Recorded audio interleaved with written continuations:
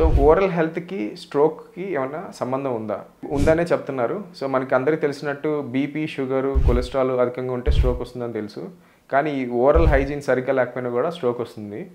So gum disease చిగుళ్ళ వాపు, అంతేకాకుండా మన ఓరల్ క్యావిటీలో ఉండే స్ట్రెప్టోకోకస్ యాంజియోనోసిస్ అనే బ్యాక్టీరియా, ఈ బ్యాక్టీరియా అనేది మన బ్లడ్‌లోకి ఎళ్లి మనకి క్లాట్స్ అనేది ఫార్మ్ అవుతా ఉంటాయి.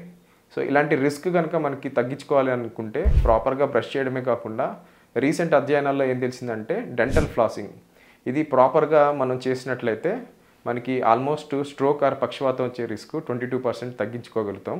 అంతేకాకుండా హార్ట్ బీట్ ఇర్రెగ్యులారిటీ అంటే ఏట్రియల్ ఫిబ్రిలేషన్ అంటారు. ఇలాంటి రిస్క్ కూడా 10-12% తగ్గించుకుంటాం. ఈ డెంటల్ ఫ్లాసింగ్ అనేది మనం రోజుకి ఒక్కసారి 2 నిమిషాలు కనుక చేయగలిగితే ఈ హెల్త్ బెనిఫిట్స్ అన్నీ కూడా మనం పొందగలుగుతాం.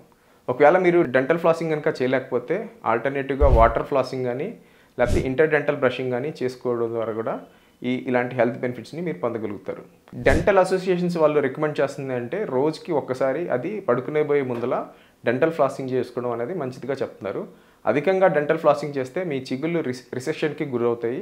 అంతేకాకుండా చిగుళ్ళు దెబ్బతింటాయి. కేవలం 2 నిమిషాలు డెంటల్ ఫ్లాసింగ్ చేయడం వల్ల ఇలాంటి ఎన్నో ప్రమాదకరమైన ప్రాబ్లమ్స్‌ని మనం అరికట్టవచ్చు. ప్రాపర్ టెక్నిక్ యూజ్ అయిపోతే మనకి బెనిఫిట్స్ కంటే కూడా రిస్క్స్ అనేది ఎక్కువ ఉంటాయి.